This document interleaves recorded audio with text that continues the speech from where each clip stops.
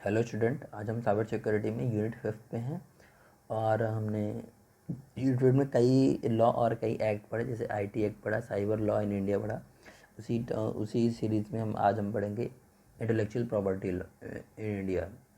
ये है क्या? तो सबसे पहले इसके अंतर्गत क्या क्या आते हैं बल्कि जान लेते हैं। इसके अंतर्गत आते हैं पेटेंट लॉ, आते हैं ट्रेडमार्क लॉ, ट्रेडमार्क आता है, डिज़ाइन आता है, कॉपीराइट आता है। कॉपीराइट आप पहले भी पढ़ चुके हैं। तो पहले तो जानते हैं इंटेलेक्चुअल प्रॉपर्टी इन इंडिया है क्या। देखिए, प्रॉपर्टी दो टाइप की होती है। पहला इंटेंजिबल, एक टेंजिबल प्रॉपर्टी। ठीक, इंटेंजिबल मतलब जिसको आप छू नहीं सकते हैं, जो कि फिजिकल एग्जिस्टेंस नहीं रखती है। टेंजिबल मीन्स जिसकी फिजिकल एग्जिस्टेंस है। मैं एग्जांपल के लिए बता रहा हूँ, जैसे मान लीजिए कोई आइडिया है, तो वो आपकी इंटेंजिबल है, क्योंकि वो भी आप है तो आपकी प्रॉपर्टी, मतलब आपने सोचा, वो आपकी क्रिएटिविटी है। और टेंजिबल मतलब आपका घर है, आपका फ़ोन है, और मान लीजिए आपका लैपटॉप है, ये टेंजिबल आपकी प्रॉपर्टी है। और प्रॉपर्टी है तो मतलब अब उसको, उसका कमर्शियल वैल्यू होनी चाहिए। जैसे आपका आइडिया है तो उसकी भी कमर्शियल वैल्यू है। अगर आप अपने आइडिया किसी को देते हैं तो इसके बाद आपको चार्ज करेंगे उसके, कि हाँ भैया मैं आपको एक आइडिया, अच्छा आइडिया दे रहा हूँ, इसके बदले मेरा कुछ शेयर होगा या कुछ, मैं इतने रुपए लूँगा, या फिर जो भी अब जिसमें भी बात तय हो पाए। मतलब कुल मिला के बात इतनी है कि अगर आप कोई प्रॉपर्टी है कोई, चाहे वो टेंजिबल या इंटेंजिबल हो, तभी प्रॉपर्टी आपकी मानी जाएगी, जब तक कि उसकी कुछ कमर्शियल वैल्यू ही नहीं है। वैल्यू नहीं है तो कोई प्रॉपर्टी किसी बात की नहीं है। तभी हम देखते हैं कि आज हम इंटेलेक्चुअल प्रॉपर्टी पढ़ेंगे, जो केवल इंटेंजिबल प्रॉपर्टी पे ही काम करती है, इसीलिए होती है ये।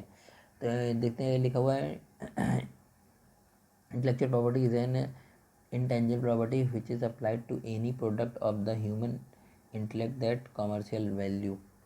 कह रहे हैं कि जो भी कुछ दुनिया में कुछ भी है जो इंटेंजिबल है, इंटेंजिबल जो कि हम छू नहीं सकते, लेकिन वो जो है आप द्वारा ही बनाया गया, आप द्वारा ही क्रिएटिव किया गया है, और उसकी मेन बात उसकी कॉमर्शियल वैल्यू है, तो वो क्या कहलाएगा, हमारा इंटेंजिबल प्रॉपर्टी, सॉरी वो जो है इंटेलेक्चुअल प्रॉपर्टी कहलाएगा।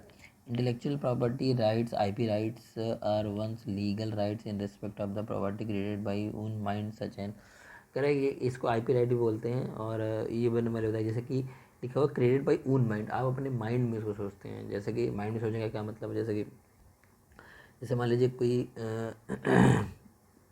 इन्वेंशन किया, इन्वेंशन मतलब कोई आविष्कार आपने किया, तो आविष्कार तो वो आपने ही सोचा, उसके बारे में आपने पूरा उस पर डीप नॉलेज किया, तो आपको ही उसका आइडिया है। तो अगर वो आप उस आइडिया को किसी को देते हैं, या उस आइडिया को कुछ बना के आप उसको किसी को सेल करते हैं, तो आपको उसकी कौन सी वैल्यू मिलेगी उस अपने उस आइडिया के बदले।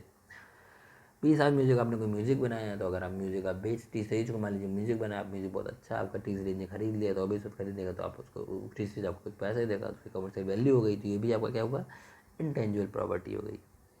क्योंकि इसको हम म्यूजिक क्या है, उसको हम टच नहीं कर सकते, म्यूजिक को हम कहीं फिजिकल एग्जिस्टेंस नहीं है इसकी, लेकिन इसकी कमर्शियल वैल्यू है। एन आर्टिस्ट, मान लो कोई आपने ड्रामा किया, ड्रामा से मान लो कोई कहते नहीं नाटक करते हैं, नाटक इन द सेंस जैसे कि अब गड़ी नुक्कड़ वाले एक होते नहीं, वो चलता रहता है। तो आपने कोई ऐसे न्नुक्कड़ नाटक कोई किया और वो बहुत अच्छा है, मान लीजिए एक अच्छी लेवल पे है, तो अब इस बात है उस कुछ लोग अपने चैनल पे दिखाना चाहते हैं, या फिर अपने न्यूज़ चैनल पे दिखाना चाहते हैं, या फिर उसको लेना ही चाहते हैं अपने पर्टिकुलर अपने लिए लोगों को दिखाने के लिए। तो अब इसी बात आपसे मांगेगा तो आप उसके लिए चार्ज कर सकते हैं। तो लेकिन वो आइडिया किसका था, आपका था, क्रिएटिव किसकी थी, आपकी थी।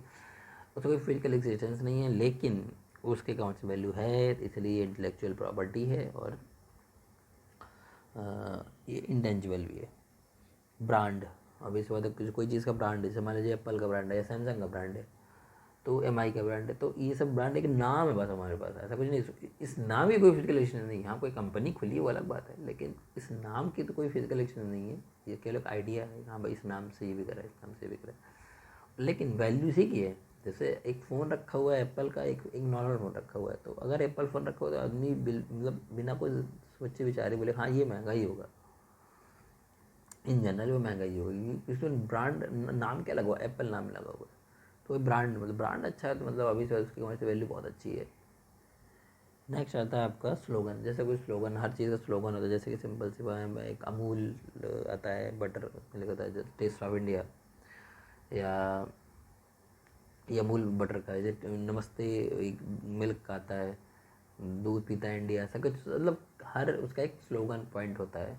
जितने भी प्रोडक्ट लॉन्च किए जाते हैं एक स्लोगन होता है, जैसे कि कुरकुरे का टेढ़ा पर मेरा है, तो ऐसे ही स्लोगन पॉइंट होता है। तो ये भी आपका आइडिया ही है जो आपकी सेलिंग में आपको बहुत बेनिफिशियल है, जिसकी वजह से आपकी सेलिंग बढ़ रही है। तो अगर आप जिसने भी आइडिया कुरकुरे को बेचा होगा, अमूल के बेचा होगा, उसने कुछ कमर्शियल, उसने कुछ शेयर लिए होंगे या फिर कुछ पैसा लिया होगा। तो ये अच्छा स्लोगन था।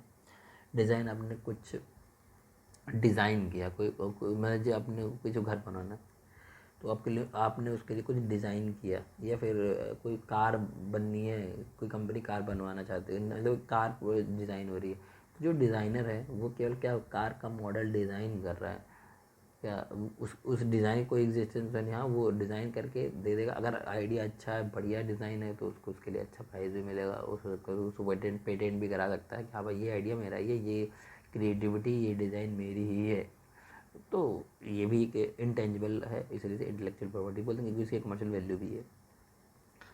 बस इसी बात को फाइनली लिखा गया है लास्ट लाइन में, these rights are the largely covered by the laws governing patent, trademarks, copyright and design. मतलब यही सब ट्रेडमार्क्स, मतलब ब्रांड है, इनमें सब में गवर्नमेंट का, अगर कोई आपके म्यूज़िक को चुराता है, आपको कोई इन्वेंशन को चुराता है, आपको कोई ड्रामा को चुराता है, आपको कोई नेम को चुराता है, तो आप उस पर केस कर सकते हैं। यही चीज़ इस पूरे लॉ में आती है, इंटेलेक्चुअल प्रॉपर्टी ये लॉ में आती है, कह सकते हैं। Thanks to all for today. Next class में हम इसके patent law, trademark law, design, copyright पे डिस्कशन करेंगे।